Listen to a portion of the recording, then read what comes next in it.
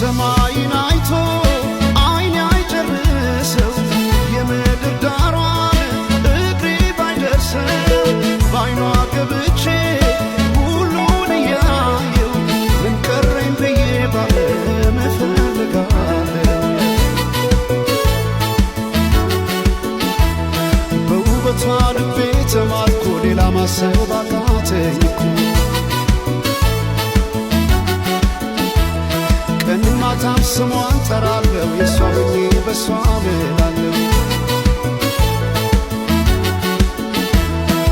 አፌ ተቀኘ ገርሞት ውበቷ ዝጸዳል ውበት ወሰውነቷ